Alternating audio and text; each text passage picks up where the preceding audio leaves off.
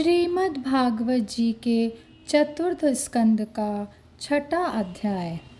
ब्रह्मादि देवताओं का कैलाश जाकर श्री महादेव जी को मनाना।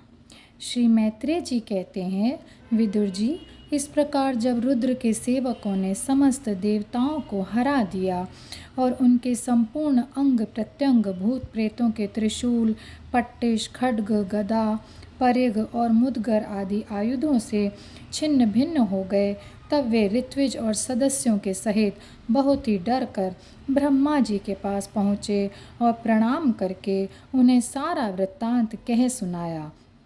भगवान ब्रह्मा जी और सर्वांतर्यामी श्री नारायण पहले से ही इस भावी उत्पात को जानते थे, इसी से वे दक्ष के यज्ञ में नहीं गए थे। अब देवताओं के मुख से वहाँ की सारी बात सुनकर उन्होंने कहा, देवताओं, परम समर्थ तेजस्वी पुरुष से कोई दोष भी बन जाए तो भी उसके बदले में अपराध करने वाले मनुष्यों का भला नहीं हो सकता। फिर तुम लोगों ने तो यज्ञ में भगवान शंकर का प्राप्य भाग न देकर उनका बड़ा भारी अपराध किया है, परंतु शंकर जी बहुत शीघ्र प्रसन्न होने वाले भी हैं, इसलिए तुम लोग शुद्ध हृदय से उनके पैर पकड़कर उन्हें प्रसन्न करो, उनसे क्षमा मांगो।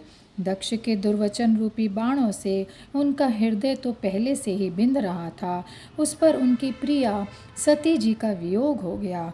इसलिए यदि तुम लोग चाहते हो कि वह यज्ञ फिर से आरंभ होकर पूर्ण हो, तो पहले जल्दी जाकर उनसे अपने अपराधों के लिए क्षमा मांगो, नहीं तो उनके कुपित होने पर लोकपालों के सहित इन समस्त लोकों का भी बचना तो असंभव है।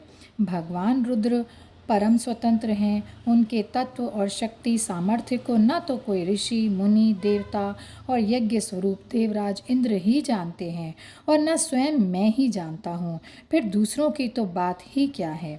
ऐसी अवस्था में उन्हें शांत करने का उपाय कौन कर सकता है। देवताओं से इस प्रकार कहकर ब्रह्मा जी उनको प्रजापतियों को और पितरों को साथ लेकर अपने लोक से पर्वत श्रेष्ठ कैलाश को गए, जो भगवान शंकर का प्रिय धाम है। उस कैलाश पर औषधि, तप, मंत्र तथा योग आदि उपायों से सिद्धि को प्राप्त हुए और जन्म से ही सिद्ध देवता नित्य निवास करते हैं। किन्नर, गंधर्व और अप्सरादि सदा वहाँ बने रहते हैं। उसके मणिमय शिखर हैं, जो नाना प्रकार की धातुओं से रंग बिरंगे प्रतीत होते हैं। उस पर अनेक प्रकार के वृक्ष, लता और गुलमादि छाए हुए हैं, जिनमें झुंड के झुंड जंगली पशु विचरते रहते हैं। वहाँ निर्मल जल के अनेकों झरने बहते हैं और बहुत सी गहरी कंदरा और ऊंचे शिखरों के कारण वह पर्वत अपने प्रियतमों के साथ विहार करती हुई सिद्ध पत्नियों का क्रीड़ा स्थल बना हुआ है। वह सब ओर मोरों के शोर, मंदांध भ्रमरों के गुंजार, कोयलों की कुहू कुहू ध्वनि और अन्यान्य पक्षियों के कलरव से गूंज रहा है। उसके कल्प वृक्ष अपनी ऊंची ऊंची डालियों को हिला हिला कर मानो पक्षियों को बुलाते रहते हैं, तथा हाथियों के चलने फिरने के कारण वह कैलाश स्वयं चलता हुआ सा और झरनों की कल कल ध्वनि से बातचीत करता हुआ सा जान पड़ता है। मंदार, पारिजात, सरल, तमाल, शाल, ताड़, कचनार, असन और अर्जुन के वृक्षों से वह पर्वत बड़ा ही सुहावना जान पड़ता है। आम, कदम्ब, नीप, नाग, पुन्नाग, चंपा, गुलाब, अशोक, मौलसिरी, कुंद, कुर्बक, सुनहरे शतपत्र, कमल, इलायची और मालती की मनोहर लताएं तथा कुब्जक, मोगरा और माधवी की बेलें भी उसकी शोभा बढ़ाती हैं। कटहल, गूलर, पीपल, पाकर, बड़, गूगल, भोज वृक्ष, औषधि जाति के पेड़, केले आदि जो फल आने के बाद काट दिए जाते हैं, सुपारी, राजपूग, जामुन, खजूर, आमड़ा, आम, पियाल, महुआ और लिसोड़ा आदि विभिन्न प्रकार के वृक्षों तथा पोले और ठोस बांस के झुरमुटों से वह पर्वत बड़ा ही मनोहर मालूम होता है। उसके सरोवरों में कुमुद, उत्पल, कलहार और शतपत्र आदि अनेक जाति के कमल खिले रहते हैं। उनकी शोभा से मुग्ध होकर कलरव करते हुए झुंड के झुंड पक्षियों से वह बड़ा ही भला लगता है। वहाँ जहाँ तहाँ हरिण, वानर, सूअर, सिंह, रीछ, शाही, नीलगाय, शरभ, बाघ, कृष्णमृग, भैंसे, कर्णांत्र, एक पद, अश्वमुख, भेड़िए और कस्तूरी मृग घूमते रहते हैं तथा वहाँ के सरोवरों के तट केलों की पंक्तियों से घिरे होने के कारण बड़ी ही शोभा पाते हैं। उसके चारों ओर नंदा नाम की नदी बहती है, जिसका पवित्र जल देवी सती के स्नान करने से और भी पवित्र एवं सुगंधित हो गया है। भगवान भूतनाथ के निवास स्थान उस कैलाश पर्वत की ऐसी रमणीयता देखकर देवताओं को बड़ा आश्चर्य हुआ।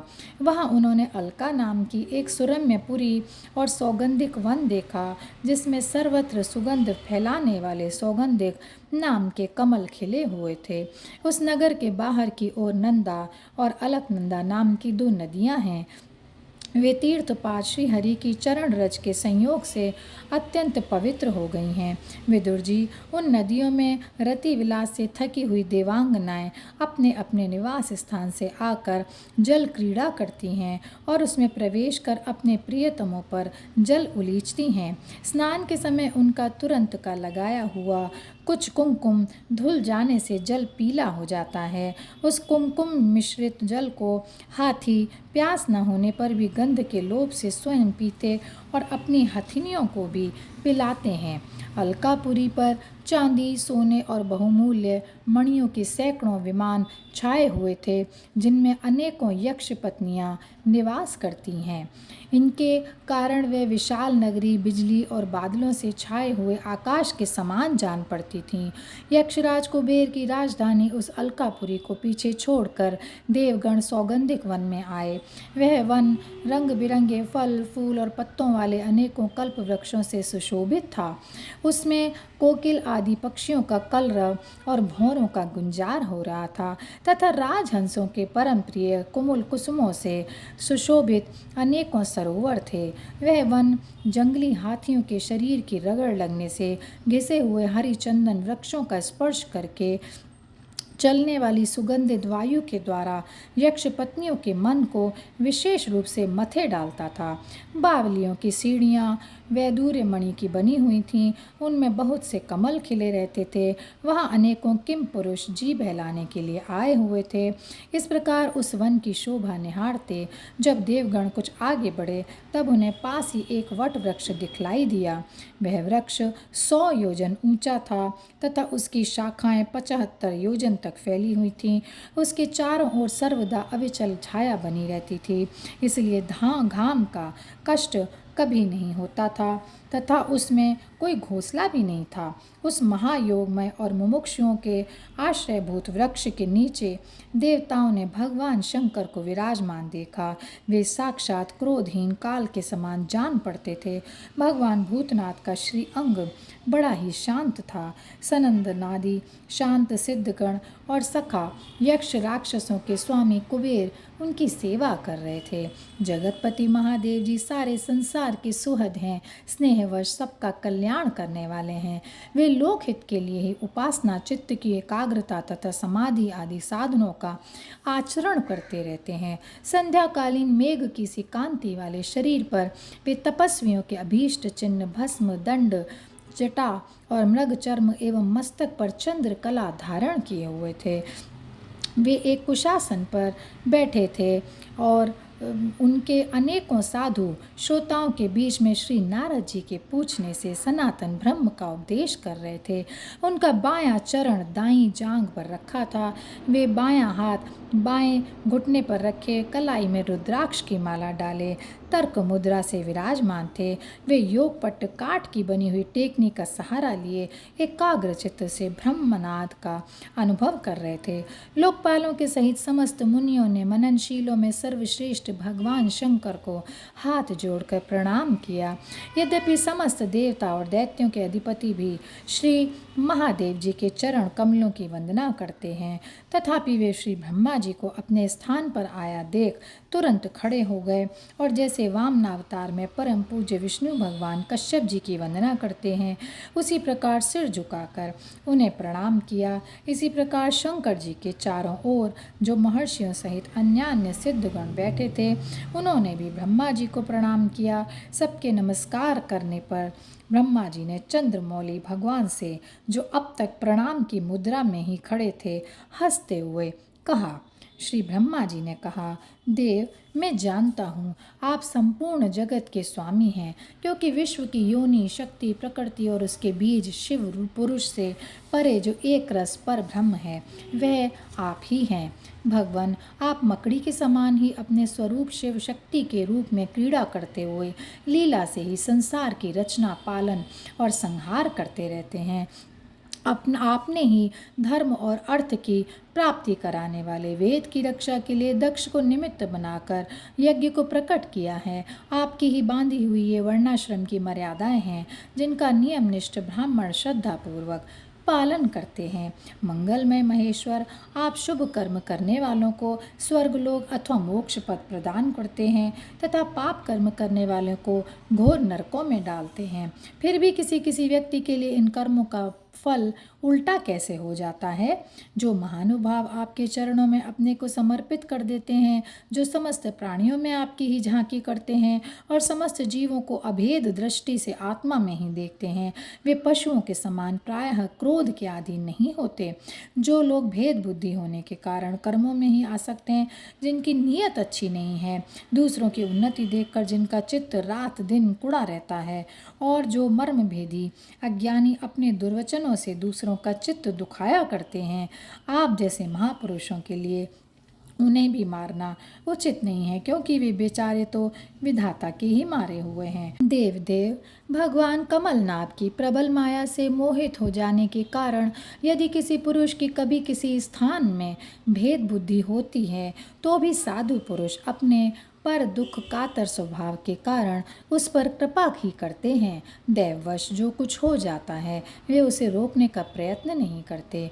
प्रभु, आप सर्वज्ञ हैं। परम पुरुष भगवान की दुस्तर माया ने आपकी बुद्धि का स्पर्श भी नहीं किया है, अतः जिनका चित्त उसके वशीभूत होकर कर्म मार्ग में आसक्त हो रहा है, उनके द्वारा अपराध बन जाए तो भी उन पर आपको कृपा ही करनी चाहिए। भगवान, आप सबके मूल हैं, आप ही संपूर्ण यज्ञों को पूर्ण करने वाले हैं। यज्ञ भाग पाने का भी आपको पूरा अधिकार है, फिर भी इस दक्ष के बुद्धिहीन याजकों ने आपको यज्ञ भाग नहीं दिया, इसी से यह आपके द्वारा विध्वस्त हुआ। अब आप इस अपूर्ण यज्ञ का पुनरुद्धार करने की कृपा करें। प्रभु, ऐसा कीजिए जिससे यजमान दक्ष फिर जी उठे, भगव देवता को नेत्र मिल जाएं, भृगु जी के दाढ़ी मूछ आ जाएं और पूषा के पहले ही समान दांत निकल आएं।